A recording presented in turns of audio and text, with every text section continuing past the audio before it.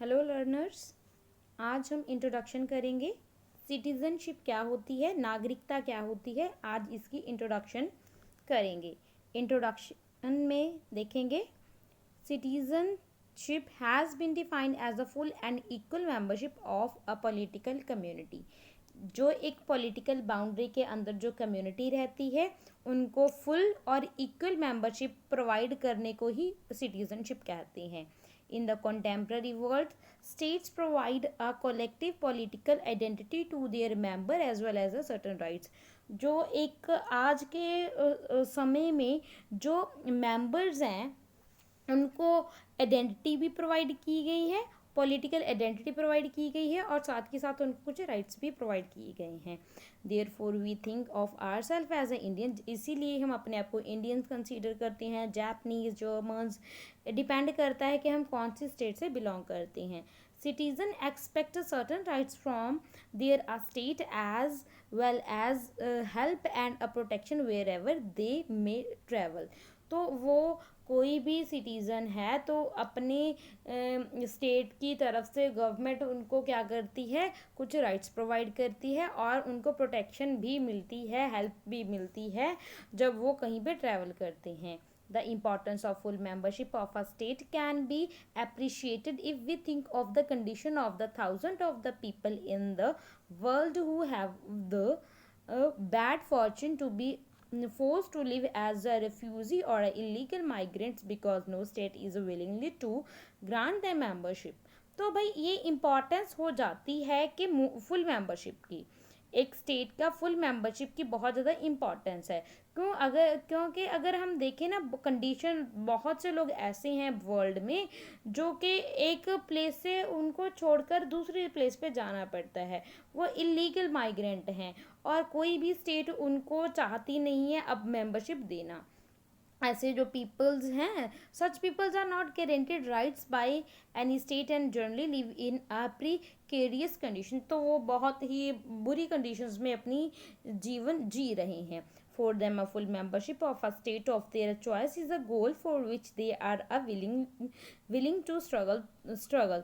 तो वो एक पर्टिकुलर स्टेट की मेंबरशिप चाहते हैं ताकि अपनी चॉइस का उनका गोल होता है कि वो भाई हमें इस स्टेट की जो मेंबरशिप है वो मिल जाए, सिटीजनशिप मिल जाए, हम इसके वो स्ट्रगल करते हैं उसके लिए। As we see today with a Palestine refugee in the Middle East, ऐसे इसकी एग्जांपल दी गई है। जो पैलेस्टीनियन है रिफ्यूजी वो मिडल ईस्ट में जा रहे हैं।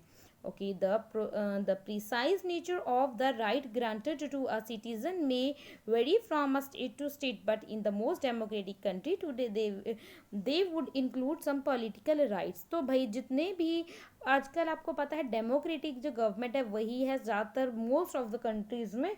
तो ये जो कंट्रीज़ में डेमोक्रेसी है तो उनमें बहुत से जो पॉलिटिकल राइट्स भी इंक्लूड किए जाते हैं, जैसे कि right to vote, civil rights जिसमें फ्रीडम टू स्पीच आ जाता है, फ्रीडम टू बिलीव आ जाता है, और कुछ सोशो इकोनॉमिकल राइट्स हैं जिसमें इंक्लूड हो जाता है राइट टू मिनिमम वेजेस और right to education, equality of rights and a status is one of the basic rights of citizenship. ये सभी बेसिक राइट्स हैं सिटीजनशिप्स के।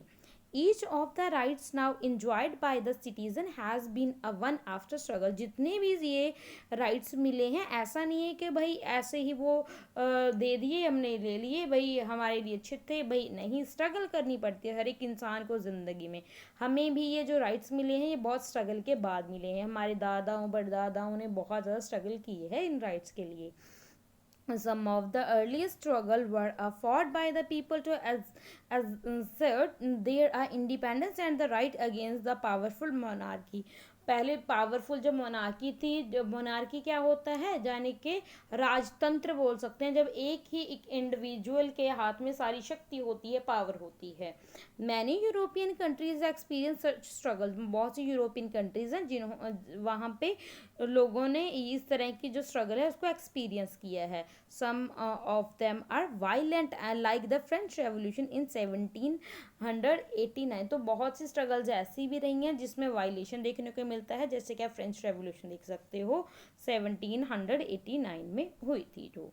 it in the colonies of Asia and Africa. Demand for equal citizenship formed part of their struggle for independence from a colonial rule. अगर Asia और Africa में देखें, वहाँ पे भी इक्वल सिटीजनशिप की बात की गई है, वहाँ पे भी बहुत स्ट्रगल किया गया है. साउथ अफ्रीका में black African population had to undertake a long struggle against the ruling white minority for the equal citizenship. तो जो अफ्रीका में भी, साउथ अफ्रीका में भी जो ब्लैक अफ्रीकन पॉपुलेशन है, उन्होंने भी बहुत स्ट्रगल की है कि उनको भी जो वाइट माइनॉरिटी है, उनके जो रूल कर रही है, उनको भी राइट्स दिए जाएं, उनको भी सिटीजनशिप दी जाए, इक्वल सिटीजनशिप दी जाए. This continues until the early 1990s. ये 1990s तक ये सब कुछ चलता ही रहा. Struggle to achieve a full membership and the equal rights continue even now in many parts of the world. तो भाई ये स्ट्रगल चल रही है कि भाई हमें फुल मेंबरशिप चाहिए, इसको अचीव, ये स्ट्रगल चल रही है कि हमने अचीव करना है फुल मेंबरशिप और इक्वल राइट्स चाहिए. बहुत से पार्ट्स में अभी भी ये स्ट्रगल जारी है, चल रही है. You may have read about the women's movement. तो आपने वुमेन्स के मूवमेंट के बारे में पढ़ा होगा, दलित मूवमेंट के बारे में, हमारी इंडिया में, हमारी कंट्री में इसके बारे में पढ़ा होगा. Their purpose is to change public opinion. इसका पर्पस है कि जो लोग हैं, उनका जो विचार है, ओपिनियन है, वो चेंज करे जाएं बाय ड्राइंग अटेंशन, ताकि उनका ध्यान इधर केंद्रित कर कर to their needs as well as the influence of government policy to ensure them equal rights and opportunity. ताकि उनको भी इक्वल अपॉर्चुनिटी मिल सके और जो गवर्नमेंट ऐसी पॉलिसीज़ बनाए जिससे उनको भी इक्वालिटी मिल सके. However, citizenship is about more than the relationship between the state and their members. अगर citizenship देखा जाए तो citizenship होती क्या है? citizenship एक रिलेशन होता है states और उसके members के बीच में. citizenship ही ये डिसाइड करती है, ये रिलेशन ही citizenship कहलाता है. It is also about citizen relationship relations. तो इसको हम सिटीजन रिलेशन भी बोल सकते हैं, जिसमें कुछ ऑब्लिगेशंस भी लगाई गई हैं सिटीज़न के ऊपर to each other to the society, ताकि जो सोसाइटी के ऊपर एक दूसरे के ऊपर ऑब्स्ट्रक्शंस भी लगाई हैं, ऑब्लिगेशंस भी लगाई गई हैं, रुकावटें भी लगाई गई हैं, पाबंदियाँ भी लगाई गई हैं.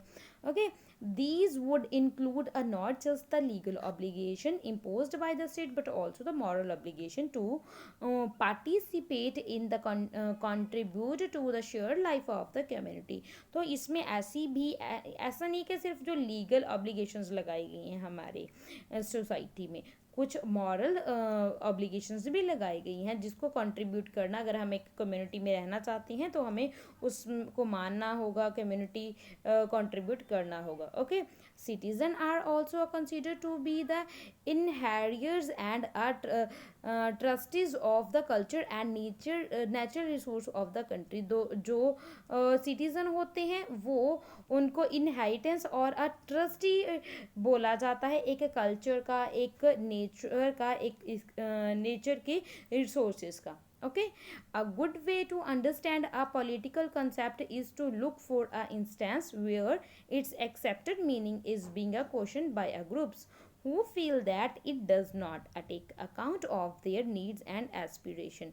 एक गुड वे है, एक अच्छा तरीका है इसको अंडरस्टैंड करने का, इसको समझने का, एक पॉलिटिकल कंसेप्ट को टू लुक फॉर इंस्टेंस. तो हमें देखना होगा कि कहाँ पे ये एक्सेप्ट हो रहा है और meaning is being questioned by groups, कहाँ पे क्वेश्चन किया जा रहा है एक पर्टिकुलर ग्रुप के द्वारा. Who feels that it does not take account of their needs, के कहाँ के उनकी जो नीड्स है, उनके एस्पिरेशंस के तरफ ध्यान नहीं दिया जा रहा है. यही सब कुछ हो जाता है, इसमें सब कुछ आता है सिटीजनशिप में. ओके, सिटीजनशिप के साथ यानी कि बहुत से हमें राइट्स तभी प्रोवाइड होते हैं, मिलते हैं, अगर हम एक पर्टिकुलर कंट्री का सिटीज़न होंगे. तो देखिए, let's do it. Think of some examples of activities of citizen in your area intended to help other or improve the area or protect the environment. List some of the activities which could be undertaken by a young people of your age group. Okay, तो I hope ये introduction जो की है आपको समझ में आई होगी. तो ये बॉक्स भी पढ़ लेते हैं क्या है। During 17th और 20th century, 17th और 20th century में white people of the Europe established their a rule over the black. जो white people यानी कि white चमड़ी वाले जो लोग थे उन्होंने black people के ऊपर साउथ अफ्रीका में रूल करना शुरू कर दिया। Read the following description about the policy practice in South Africa till 1994. 1994 तक इन्होंने कौन सी पॉलिसी अपनाई, देखिए ध्यान से पढ़िए। The whites had the right to vote, जो वाइट से जिनकी चमड़ी वाइट थी उनको तो वोट देने का अधिकार था। कॉन्टेस्ट इलेक्शन, तो वो इलेक्शन लड़ भी सकते थे, गवर्नमेंट को इलेक्ट कर सकते थे। They were free to purchase property, तो उनको प्रॉपर्टी परचेज करने का पूरा हक था, तो वो कहीं भी कंट्री के किसी भी प्लेस में जा सकते थे। मगर जो ब्लैक चमड़ी वाले लोग थे did not have such rights, उनको ये सभी राइट्स नहीं थे। सेपरेट कॉलोनीज थी उनके लिए, वाइट्स के लिए अलग थी, ब्लैक के लिए अलग एस्टेब्लिश की गई थी। Whites has to take a passes to work in white neighbours, तो उनको पासिस लेना पड़ता था अगर उसने वाइट के नेबरहुड में भी वर्क करना है। They were not allowed to keep their a family in the white areas, white areas में वो अपनी फैमिलीज को नहीं रख सकते। The schools were also separate, तो स्कूल्स भी अलग अलग कलर के बेस पे अलग अलग थे, वाइट के लिए अलग थे, ब्लैक के लिए अलग थे, इस तरह से। Do you think the blacks had a full and equal membership in the south Africa, क्या आप क्या समझे इससे कि भाई ये क्या आप क्या समझते हो, क्या सोचते हो जो ब्लैक्स और वाइट्स हैं उनको फुल मेंबरशिप होनी चाहिए जो नहीं, उसमें साउथ अफ्रीका में रीज़न दीजिए। ओके, विद रीज़न में आप आंसर दीजिए, कमेंट सेक्शन में आप बता सकते हो।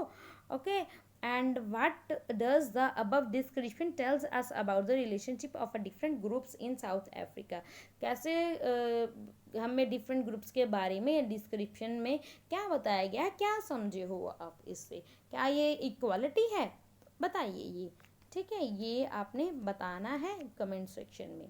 Thank you and God bless.